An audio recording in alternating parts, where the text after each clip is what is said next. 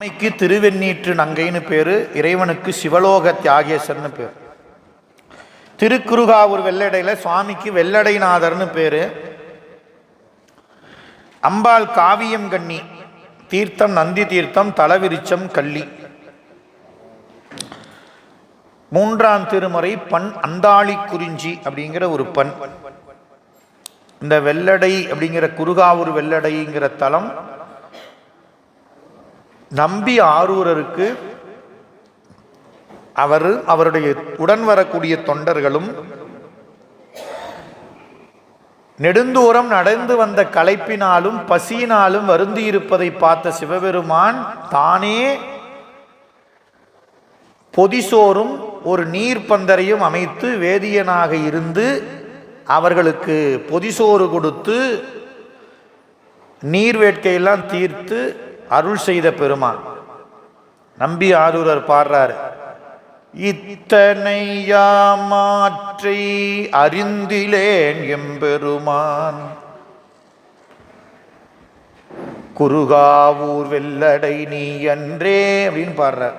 அத்தகைய சிறப்புடைய பெருமான் தேசம் போற்றும் நேசராக விளங்கும் சண்பையார் நம்முடைய திருஞான சம்பந்த பெருமான் குறுகாவூரை இன்புற இறைஞ்சி பாடியருளியது இந்த தமிழ் சொல் மாலை என்று சேக்கிழார் குறிக்கிறார். முதல் பாடல், சுண்ண வெண்ணீரணி மார்பில் தோள் புனைந்து எண்ணரும் பல்கணம் ஏத்த நின்று ஆடுவார் விண்ணமர் பைம்பொழில் வெள்ளடை மேவிய பெண்ணமர் மேனியம் பிஞகனாரே. சுண்ண வெந்நீர் அப்படின்னா பொடியாகிய வெண்ணிறமுடைய திருநீர். மார்பில் தோள் புனைந்து, தன்னுடைய மார்பில் தோள் புனைஞ்சிருக்கிறார். இடுப்புல கட்டியிருந்தா அது புலித்தோல், மார்பில் புனைந்தார் அப்படிங்கிறதுனால அது யானை தோல் என்று பொருள். மார்பில் நீரு பூசி இருக்கிறார், திருநீற்ற பூசி இருக்கிறார். சுண்ண வெந்நீரணி மார்பில் தோல் புனைந்து, அப்ப மார்பில நீரு பூசி இருக்கிறார், தோலை போர்த்தி இருக்கிறார்னு அர்த்தம். போர்த்தியது யானை தோல். எண்ணரும் பல்கணம் ஏத்த, இப்ப சிவபெருமானுக்குரிய கணங்கள் கணக்கில்லாதது.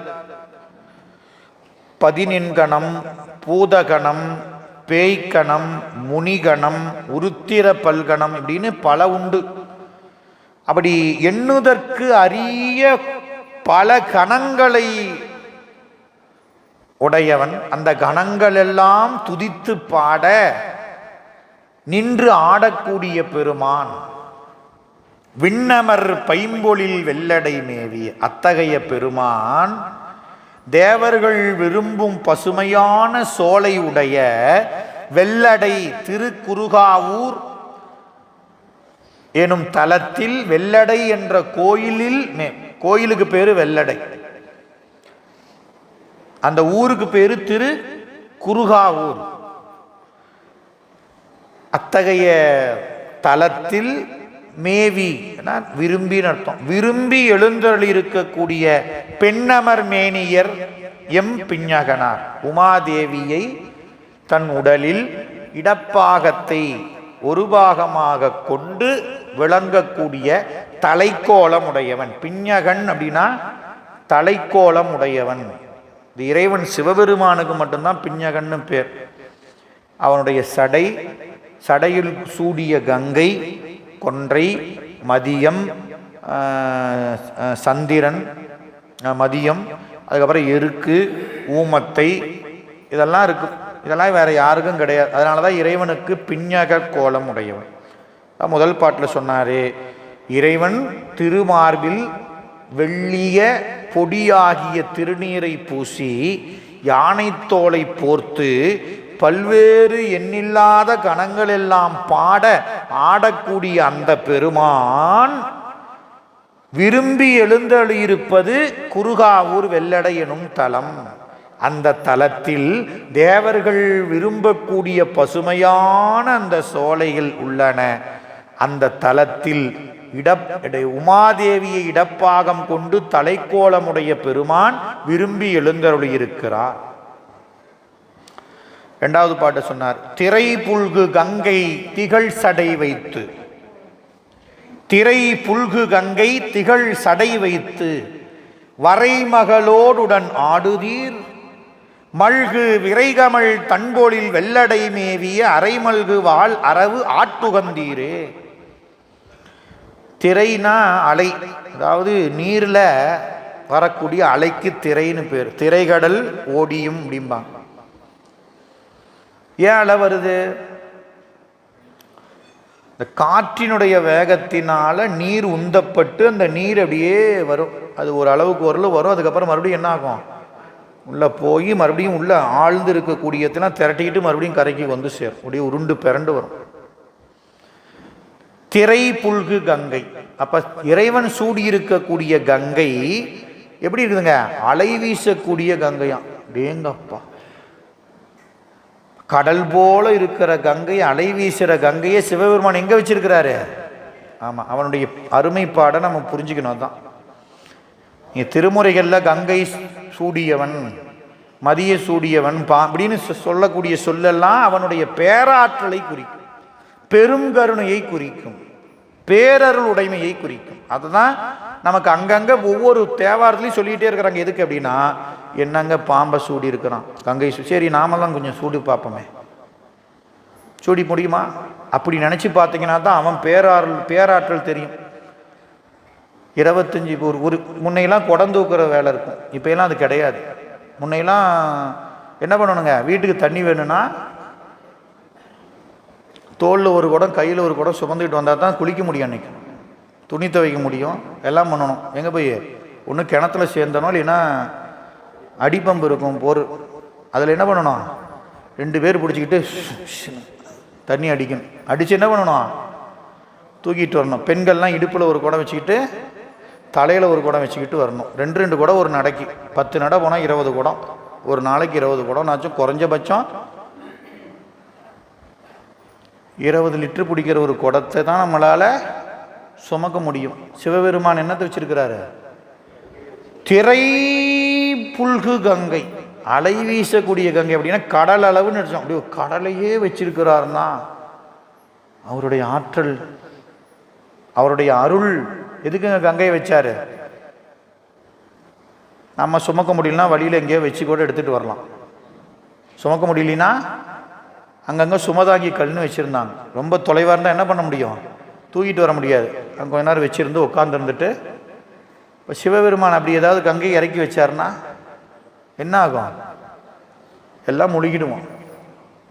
கங்கைக்கு இங்கே மறந்தவர் தூக்க முடியலன்னு இறக்கி வச்சாரா இன்னைக்காவது? இல்லை. வச்சாருன்னா என்ன ஆகும்? எல்லாம் முழுகிடும். பேரருள், பெரும் கருணை உடைய. இந்த உலக உயிர்கள் அழிந்து போயிடக்கூடாதுன்னு இந்த கங்கையை வச்சுக்கிட்டு தேவையான நேரத்தில் என்ன பண்றார் சிவபெருமான்? நாம டேங்கில் தண்ணி நப்பி வச்சு தேவையான அளவுக்கு டேபிளை பிடிச்சிக்கிற மாதிரி சிவபெருமான் கருணையினால வச்சிருந்து கங்கையை அப்பப்போ மலையா. திரைபுல்கு கங்கை திகழ் சடை வைத்து, ஒளிமிகுந்த சடையில் கங்கையை வைத்து வரைமகளோடுடன் ஆடுதீர். என்ன சாமி விசித்திரமா இருக்கு. இடப்பாகத்துல மலைமகள், சடையில ஆமா நீர்மகள். அங்க ஒருத்தி இருக்கிறான், இங்க ஒருத்தி. இவங்க 2 பேரையும் வச்சுக்கிட்டு இந்த ஆட்டம் ஆடுறீ. ஆடுதீர், ஆடுகின்றீர். நீ பாட்டுக்கு ஆடுற வேகத்தில் மேலே இருக்கிற கங்கை ததும்பி வேகமாக கொட்டுச்சுன்னா என்ன ஆகிறது? பயந்துக்காத. ததும்ப தான் வைப்பார் சாமி, கங்கையை கொட்டெல்லாம் விட மாட்டார். ததும்புற மாதிரி ஆடுவார்.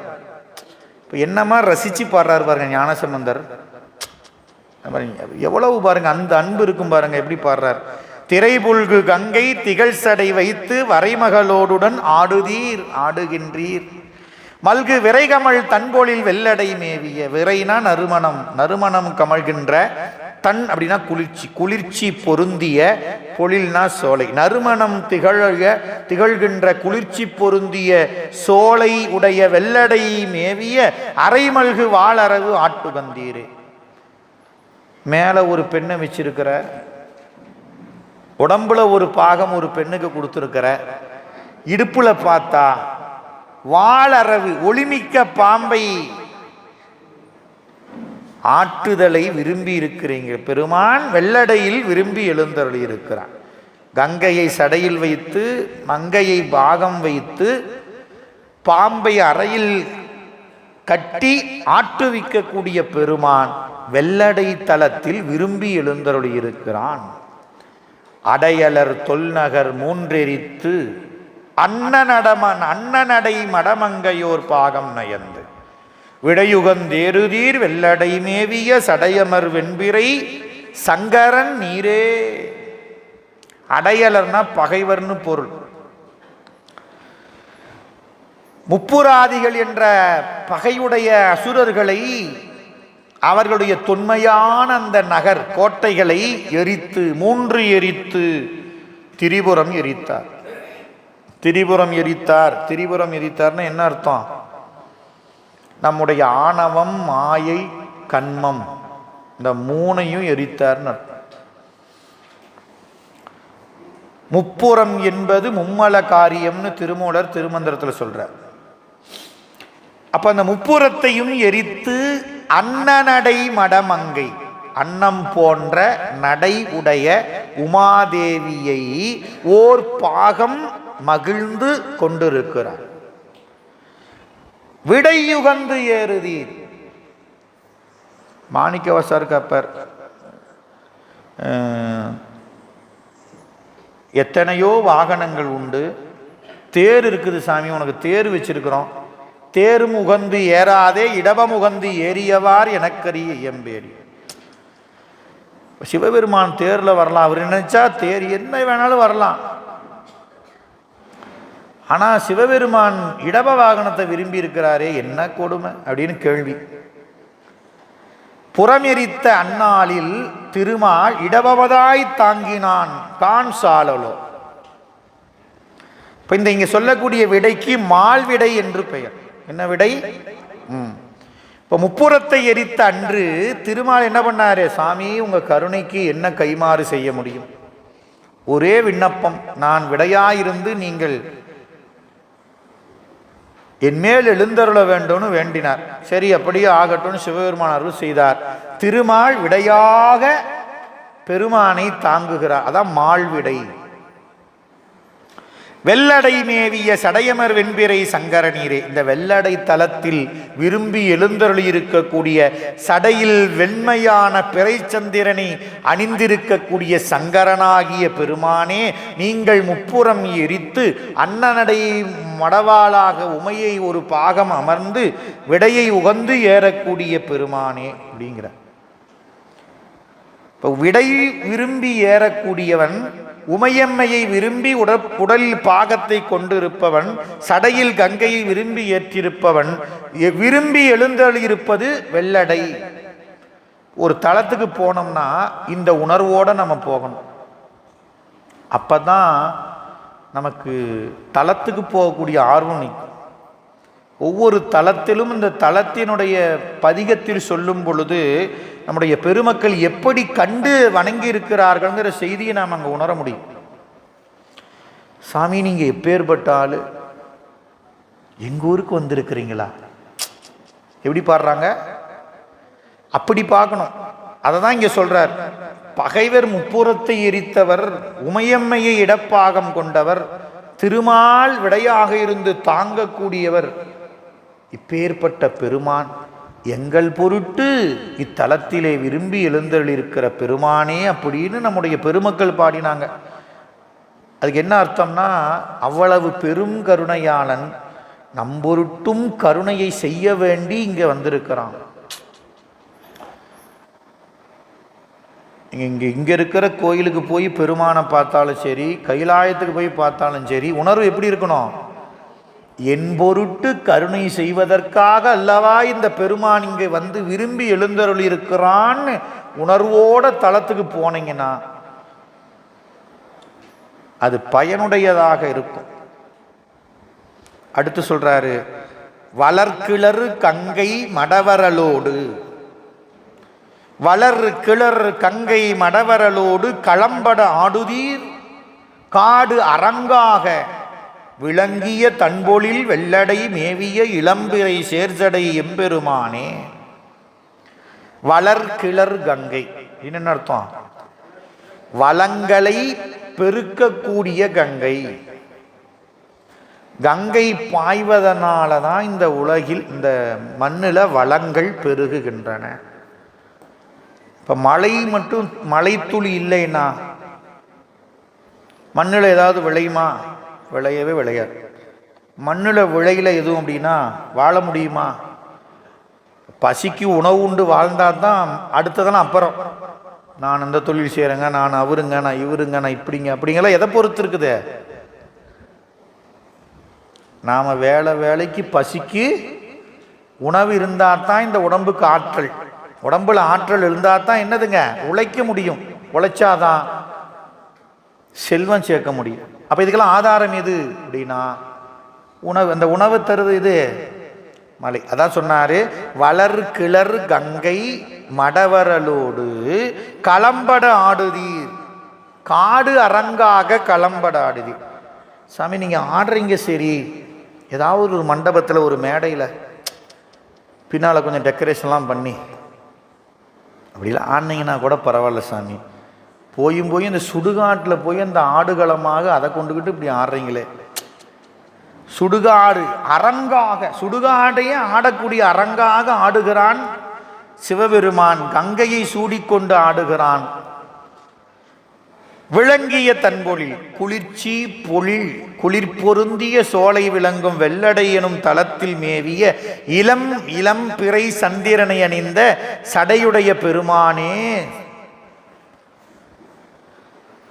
இதுல நமக்கு ஞானசம்பந்த பெருமான் திரும்ப திரும்ப உணர்த்தக்கூடிய செய்தி, கங்கையை சூடியிருப்பது, பிறையை சூடியிருப்பது, உமையம்மையை இடப்பாகம் கொண்டிருப்பது. இதைதான் சொல்றார். இது கூட ஒரு செய்தியை சேர்த்து மால்விடை காடரங்கு அப்படின்னு சொல்றார். இப்ப இதெல்லாம் இறைவனுடைய கருணை செயல் என்பதை பார்த்தோம். இந்த கங்கை என்பது பகீரதன்கிற முனிவன் கடும் தவம் இயற்றுனான். என்னென்ன? ஆகாயத்தில் இருக்கிற கங்கையை மண்ணுலகத்துக்கு கொண்டு வரணும்னு கடுமையான தவம் இருந்தான். அந்த முனிவருக்கு பகீரதன். சிவபெருமான் அந்த தவத்துக்கு மகிழ்ந்து வந்தார், எழுந்தருளினார். சாமி எனக்கு இந்த வர வேண்டும். சரி அப்படியே ஆகட்டும். உடனே அந்த கங்கைக்கு ஒரு கோபம். நாம் பாட்டுக்கு ஆகாயத்தில் நாம் பாட்டுக்கு மகிழ்ச்சியாக சுற்றிட்டு இருந்தோம். இந்த முனிவர் பாரு நம்மளை வரத்தை கேட்டு இங்கே கொண்டாந்து இங்கே அடைக்க போகிறாரு அப்படின்னு ஒரு கோபத்தோட பாய்ந்ததான். 1000 முகத்தினோடு அப்பர் சாமி திருப்புவனம் தாண்டகத்தில் இதை பாடுறார். கயல்பாய கடுங்கழுளி கங்கை நங்கை 1000 முகத்தினோடு வானில் தோன்றும் புயல் பாய சடை விரித்த பொற்பு தோன்றும். அப்படி அந்த புயல் மாதிரி வேகமாக கொற்ற அந்த 1000 முகமா. நீங்கள் மேட்டூரில் திறந்தா 16 கண்ணு பாலம், அது மாதிரி 1000 மதகு இருந்தால் எப்படி இருக்கும்? 16 கண்ணுலேயே தண்ணி நம்பி போய் திறந்து விட்டா லட்சக்கணக்கில் கண்ணாடி வந்துச்சுன்னா என்ன ஆகுது? நீங்கள் 1000 மதகுல தண்ணி திறந்து விட்டா எப்படி இருக்கும்? டேங்கப்பா, நினைச்சாவே அதிருது. அத்தகைய ஆற்றலோடு வந்த அந்த கங்கையை புயல் பாய சடை விரித்தான். சிவபெருமான் என்ன பண்ணாராம்? சடைய, அது ஒரு சடையை கட்டி தான் வச்சிருப்பார். அன்னைக்கு மட்டும் என்ன பண்ணாராம்? சடை விரிச்சு விட்டார். அந்த சடையில் ஒரு முடியினுடைய நுனியில் அந்த 1000 முகத்தோடு ஆக்ரோஷமாக பாய்ந்த கங்கையை என்ன பண்ணாரு? ஒரு முடியினுடைய நுனியில் பிடிச்சிட்டார். அவ்வளவு கங்கை நிறைய என்ன பண்ணிட்டாரு? அங்கே வச்சிட்டார். அவ்வளோதான். மறுபடியும் சடையை சுற்றி வச்சாச்சு. கங்கை எங்கே இருக்குது? சடையில் இருக்குதுன்னா, சடையில் இல்லை, சடையினுடைய ஒரு முடியினுடைய நுனியில் இருக்குது. 1000 முகத்தோடு பாய்ந்த கங்கை. அது எத்தனை கோடி லட்சம் கன அடி தண்ணியெல்லாம் தெரியாது, நம்ம கணக்கு போட்டு பார்த்துக்கோங்க வீட்டில் போய். அப்படின்னா எவ்வளவு பேராற்றல் உடையவன் சிவபெருமான். அப்படிப்பட்ட பேராற்றலை உடையவன் நமக்காக இந்த கோயிலில் வந்து உட்கார்ந்துருக்கிறானே அப்படின்னு நினச்சி பாருங்க, கண்ணீர் வரும். எப்பேற்பட்டவன் தெரியுமா? நாம் நினச்சிக்கிட்டோம் ஏதோ கோயில் இருக்குதுங்க, ஏதோ சாமி இருக்கிறாரு, அவருக்கு வேட்டி கட்டினாங்களா கட்டலையா, விளக்கு ஏற்றினாங்களா ஏற்றலையா, ஒரு பூ வச்சாங்களா இல்லையா, அதை பற்றி நமக்கு என்ன கவலைங்க? நாம் குளித்தோமா, நாம் ட்ரெஸ் பண்ணோமா, நாம் சாப்பிட்டோமா, நாம் சம்பாரித்தோமா, அப்படியே வாழ்க்கை போயிட்டுருக்குது. அவர் எப்போ வந்தார் தெரியலைங்க. எங்கள் தாத்தா காலத்துலேருந்து இருக்கிறாரு. அவங்க தாத்தா காலத்தில் இருந்து இந்த சாமி இருக்கிறாரு. தாத்தா எப்படி இருந்தார்? குடிசை வீட்டில் இருந்தார். அப்பா எப்படி இருந்தார்? ஓட்டு வீட்டில் இருந்தார். நீ எப்படி இருக்கிற? நான் இன்னைக்கு 2 அடுக்கு மாளிகையில் இருக்கிறேன். தாத்தா காலத்தில் இந்த சிவபெருமான் கோயில் எப்படி இருக்கிறாரு? எல்லாம் செதஞ்சு போய் புதர் மண்டி கேட்க நாதி இல்லாமல் இருக்கிறார். இதுதான் இன்னைக்கு நிலைமைங்க. யுகங்கள் தோறும் ஊழிதோர் ஊழிமுற்றும் உயர் பொன்னொடித்தான் மலை. பெருமான் இந்த உயிர் மறுபடியும் இந்த பிறவிக்கு வரும், இவனுக்கு அருள் செய்யணும்னு என்ன பண்றா? கோயில் இருந்தாலும் இல்லைனாலும் மண்ணில் புதஞ்சாலும் அந்த பெருமான் அங்கதான் இருக்கிறான், மறந்துடாதீங்க. இதெல்லாம் நாம உணரணும். குறைஞ்சபட்சம் நம்ம அவங்க வாழக்கூடிய பகுதியில் இருக்கக்கூடிய ஆலயங்களை அவரவர்கள் பேணணும். இன்னும் பெரிய விஷயம் இல்லைங்க. 100 பேர் சேர்ந்தா ஒரு பெரிய விஷயம் இல்லை அது.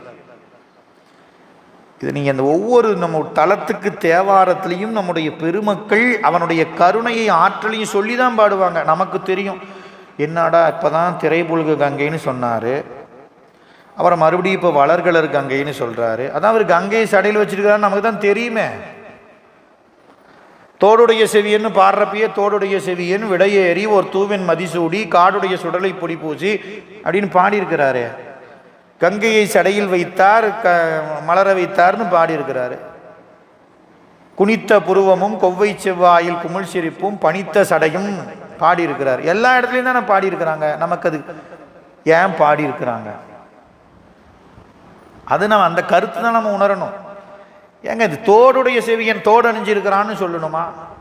கங்கை அணிஞ்சிருக்கிறான்னு ஏன் 100 தடவை சொல்லணும்? எல்லா பாட்டையும் ஏன் சொல்லணும்? ஒரு பதிகத்தில் ஒரு பாட்டில் சொன்னால் பத்தாதா? அப்படின்னா உயிர்கள் அறியாமை வயப்பட்டன. அதனால் அறியாமையில் மூழ்கி இருக்கும் ஆன்மாக்களுக்கு அவனுடைய கருணையை எப்படியாவது அந்த அறிவுக்குள்ளே கொண்டு போயிடணும்னு வந்தவங்க தான் நம்ம அருளாளர்கள். அதான் ஒவ்வொரு பதிகத்துக்கும் ஒவ்வொரு பதிகத்தில் இருக்கிற பாடல்களையும் நமக்கு அவனுடைய பேராற்றலையும் பெரும் கருணையையும் பேரருள் உடைமையையும் வரம்பில்லாத ஆற்றல் சொல்லி 8 குணத்தையும் நமக்கு நம்ம அறிவுக்கு விளங்க வைப்பதற்கு தான் திருப்பி திருப்பி பாடுறாங்க. வளம் கிளர் கங்கை மடவரலோ, அதை நாம் உணரணும். ஒரு கோயில் இப்படி இருக்குதே அப்படின்னா நமக்கு உள்ளம் தைக்கணும். ஐயோ இப்படி ஒரு கோயில் இருக்குதே, பார்த்துட்டு இருக்கலாமா? இப்போ நம்ம வீடு இடிஞ்சு போச்சுன்னா அப்படியே வசிப்போமா? வசிக்க மாட்டோம். சட்டை கிழிஞ்சு போச்சுன்னா அப்படியே போடுவோமா?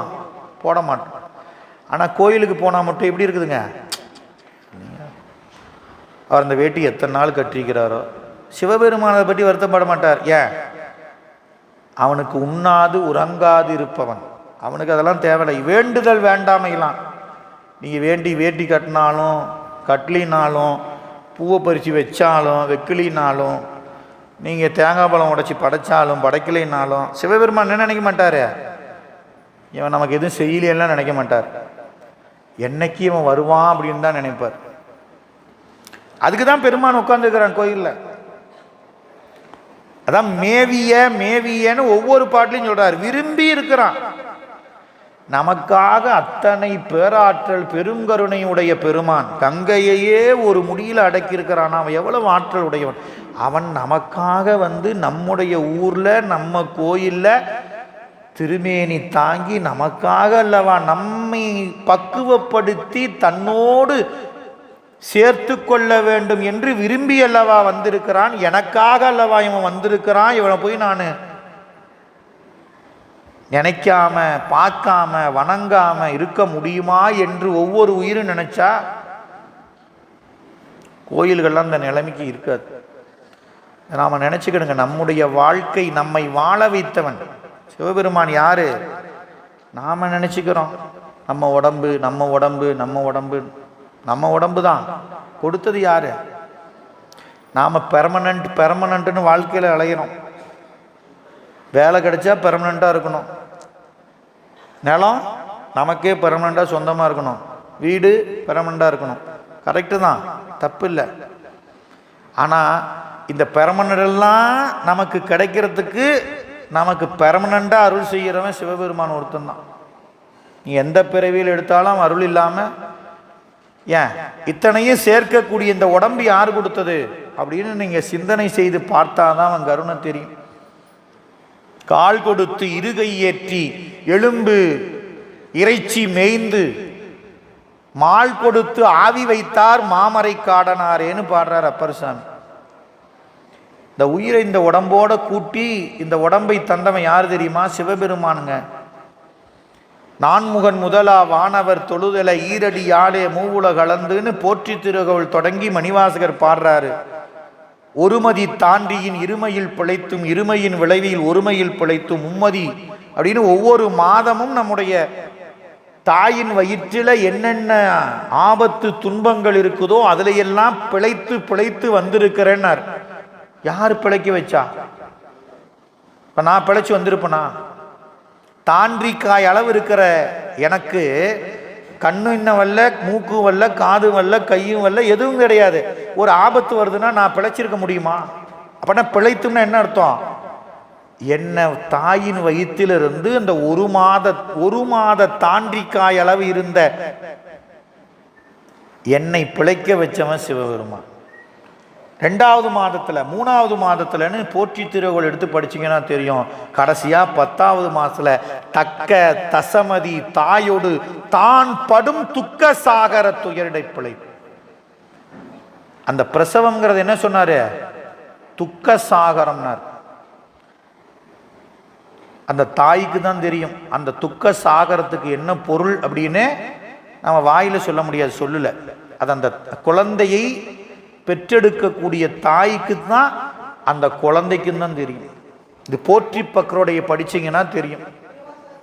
திருவாசகத்துல போற்றி திருஅகவல்ல சொல்லி இருக்கிறார். இத்தனையும் செஞ்சு நம்மளை பிழைக்க வச்ச பிறகு தாயின் வயிற்றிலிருந்து கொண்டு வந்து மண்ணுக்கு வந்த பிறகு அதுல சொல்றார், காலை மலமோடு கடும்பகல் பசினிசி வேலை நித்திரை யாத்திரை பிழைத்து எத்தனை சொல்றார். இத்தனையும் நமக்கு செய்யறவன் யாரு? சிவபெருமான். ஆனா நம்முடைய முன்னோர்கள் நமக்கு கொடுத்ததை என்ன பண்றோம்? நல்லா பாதுகாக்கிறோம், தப்பில்லை. பன்மடங்கு பெருக்கிறோம், குறையில்லை. ஆனால் ஊழிதோர் ஊழி நாம எந்த பிறவி எடுத்தாலும் உயிருக்கு தாயாக நமக்காக நம்பொருட்டு நம்ம ஊர்ல இருக்கிற பெருமானை அவன் விரும்பி எழுந்தருளி இருக்கக்கூடிய நம்முடைய தேவாரம் சொல்லும் வாழும் இடம்னே பாடியிருக்கிறாங்க. சிவபெருமான் வாழும் இடம்னே பாடியிருக்கிறாங்க. அப்படி இருக்கக்கூடிய தலங்களை நாம பேணி பாதுகாக்க வேண்டியது நம்முடைய இன்றியமையாத கடமை. அதனாலதான் ஒவ்வொரு தலத்திலையும் மேவியன்னு சொல்லி அவன் புகழை சொல்லி பாடுகிறான். அப்பேற்பட்ட பெருமான் இந்த கோயில்ல வந்து எழுந்தருளி இருக்கிறான். என்னங்க இடம் இருக்கும் சிவபெருமானுக்கு? அவன் எல்லா இடங்களிலும் வியாபித்திருப்பவன். அவன் இப்ப நம்ம கோயில் எப்படி இருக்கிறான்? இங்க வந்து இருக்குன்னு அவனுக்கு என்ன இதா? அவனுக்கு எல்லா உலகங்களுக்கும் தலைவனுங்க. இப்ப நாம நினைக்கிற இவன் இந்த கோயில் இவ்வளவு இதுல பண்ணனா, அவனுக்கு எவ்வளவு பெரிய கோயில் கட்டினாலும் அவன் எல்லா அண்டங்களுக்கும் தலைவன். அவன் இருக்கிற இடமே வேற. எதுக்காக வந்திருக்கிறான்? எனக்காக என்ற உணர்வு ஒவ்வொருத்தருக்கும் வரணும். கோயிலுக்கு போற ஒவ்வொருத்தரும் அந்த உணர்வோட போனா அந்த கோயில் எப்படி இருக்கும்? சரி, அடுத்த பாடல் சொல்றாரு பாருங்க. சுரிகுழல் நல்ல துடியிடையோடு பொறிபுல்கு காட்டிடை ஆடுதீர் பொங்க விரிதரும் பைம்பொழில் வெள்ளடை மேவிய எரி மழுவாட்படை எந்தை பிரானே. சுரிகுழல் அப்படின்னா நல்ல சுருண்டு இருக்கக்கூடிய கூந்தலை உடையவன், உடுக்கை போன்ற இடையுடைய அம்பிகையோடு விளங்குபவன், பொறி புல்கு காட்டிடை. பொறினா வெப்பத்தின் மிகுதி காரணமாக மரங்கள் அசையும் பொழுது பொறி பறக்கும். நீங்கள் இந்த கோடை காலம்லாம் வர்றப்போ இந்த காடு மலைகள்லாம் தீ தானாக பிடிக்கும். அது எதனால் அப்படின்னா அந்த வெப்பம் மிகுதியினால். ஏன் அப்படின்னா விறகில் தீயினன். இந்த நெருப்பு எங்கே இருக்குது அப்படின்னா விறகுக்குள்ளே இருக்குது நெருப்பு. இப்போ உரசும் பொழுது என்ன ஆகும்? பொறி பறக்கும். அதான் பொறி புல்கு காட்டிடை. இப்போ வெப்பத்தின் மிகுதியினால் மரங்கள் பொறி பொருந்திய சுடுகாடு, அந்த சுடுகாட்டில் ஆடக்கூடிய இடமாக கொண்டு ஆடக்கூடிய பெருமான் பொங்க விரிதரு பைம்பொழில், விரிந்த பசுமை உடைய சோலைகள் இருக்கக்கூடிய வெள்ளடை தலத்தில் விரும்பி எழுந்தருள் இருக்கக்கூடிய எரி மழுவாட்படை எந்தை பிரானே. அந்த நெருப்பு ஏந்தியிருக்கிறான், மழு ஏந்தியிருக்கிறான், வாழ் ஏந்தியிருக்கிறான். மூணையும் சொன்னார். இப்ப இறைவனுடைய அந்த உடம்பு, அவனுடைய அந்த அவயங்கள், அப்புறம் அவன் ஏந்திருக்கக்கூடிய ஆயுதங்கள், இதெல்லாம் மந்திரமாக சொல்வோம். இதெல்லாம் அவன் கருணை செய்வதற்காக கொண்டிருக்கக்கூடியது. அதனால நாம நினைக்கிற மாதிரி ஆயுதமோ இல்லை கருவியோ கிடையாது இதெல்லாம். இப்போ மழு, எரினா நெருப்பு, மழு ஆயுதம், வாழ், இந்த மூன்று படைகளையும் உடைய எந்தை எனக்கு தந்தையாகிய பிரானே வெள்ளடையில் மேவி எழுந்தருளி இருக்கிறான். இப்போ கங்கைக்கு சொன்னோம், அதுபோல சந்திரனுக்கு திரும்ப அதை சொல்றார். சந்திரன் சந்திரன் தக்கனுடைய அந்த சாபத்தினால் தேய்ந்து வரக்கூடிய நிலையை அடைகிறான். ஒரு கலை மட்டும் இருக்குது, அடுத்த நாள் முழுவதுமாக தேய்ந்து விடுவான். அவன் செஞ்ச அந்த தவத்தினால இறைவனை அடைந்து அவன் திருவடியை அடைந்து விண்ணப்பிக்கிறான், என்னை காப்பாத்து சாமி. அப்போ உள்ளன்போடு தன்னை அடைக்கலம் புகுந்தவன்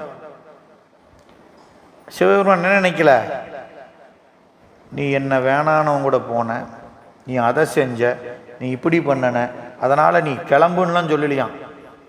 அதையெல்லாம் மறந்துட்டு காலில் விழுந்தவனை தூக்கி என்ன பண்ணிட்டாரு? நாம் அப்படி செஞ்சிருவோமா என்னங்க? இந்த பக்கம் வராருன்னு தெரிஞ்ச உடனே சுற்றிட்டு ஏங்க அவர் மூஞ்சில முழிக்கிறதுக்கு அப்படின்னு நம்ம என்ன பண்ணிடுவோம்?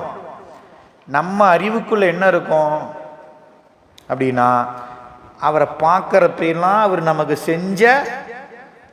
முன்ன செஞ்ச நமக்கு கொடுத்த துன்பமோ அல்லது துரோகமோ அல்லது என்னமோ ஏதோ ஒன்று, அதுதான் என்ன வரும்?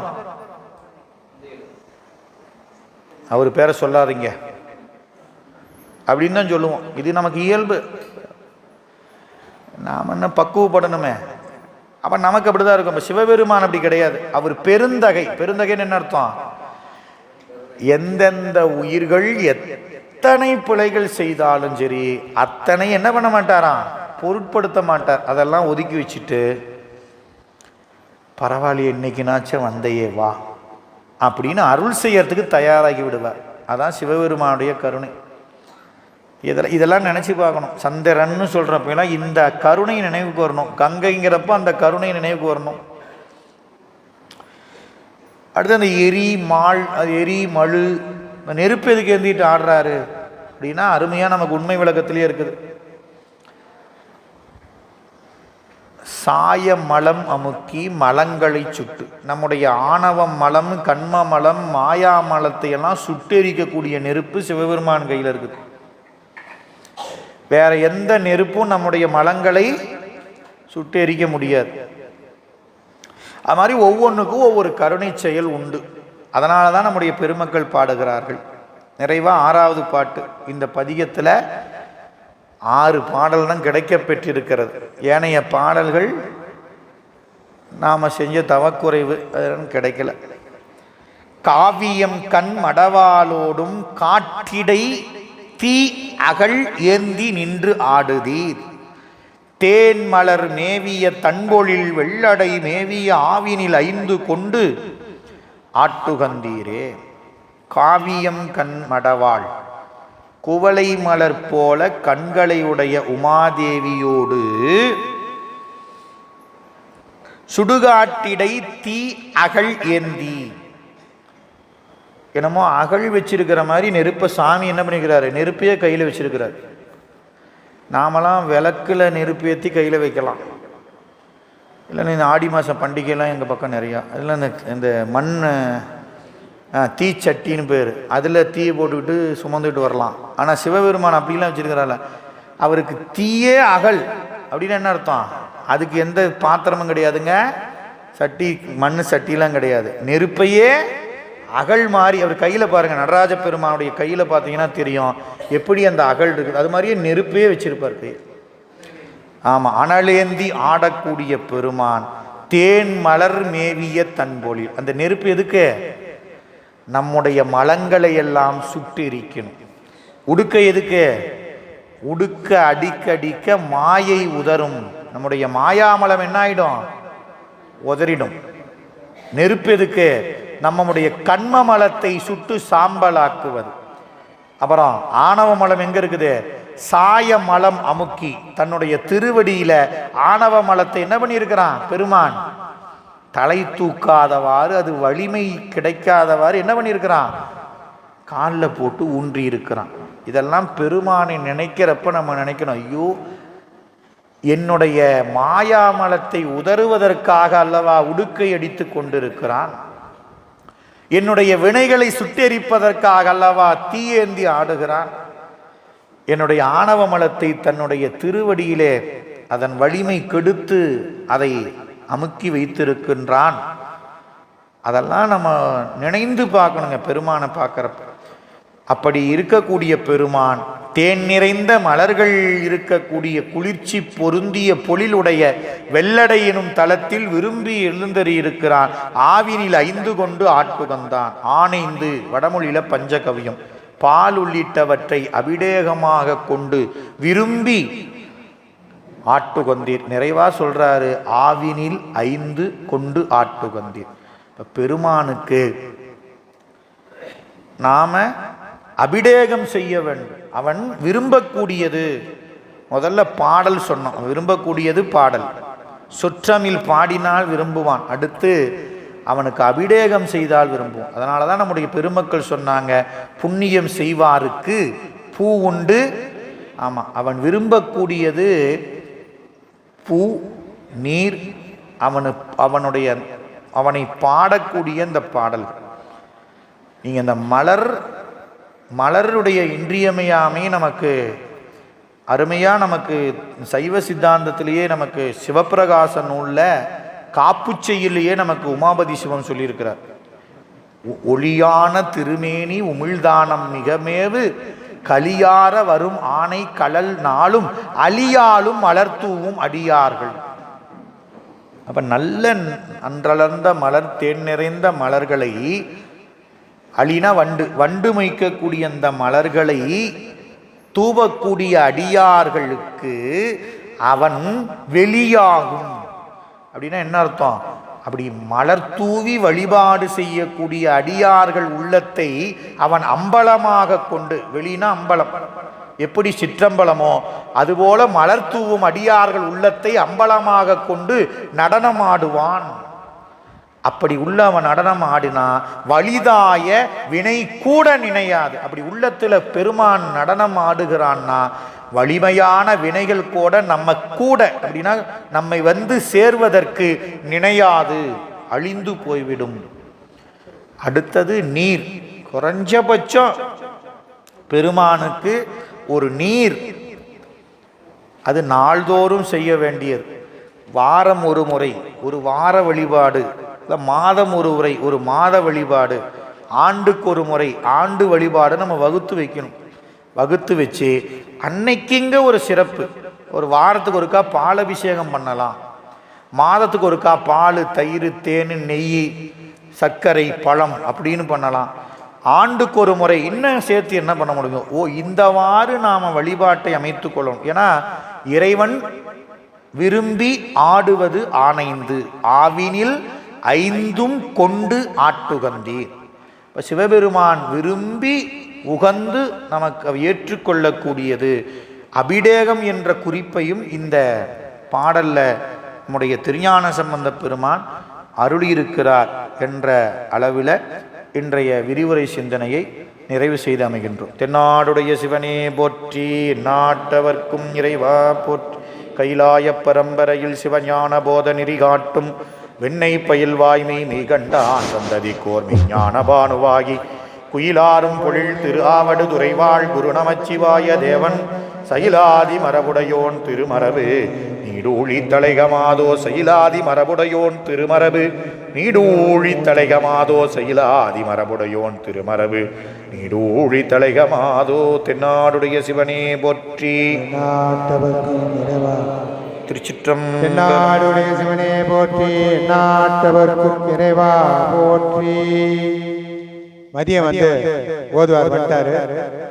3 மாதம் அவர் வரல. அவருக்கு சின்ன ஒரு ஆக்சிடென்ட், காலில் அடிபட்டு வர முடியாது. இன்னைக்கு வந்துட்டாரு. எல்லாருமே மதியம்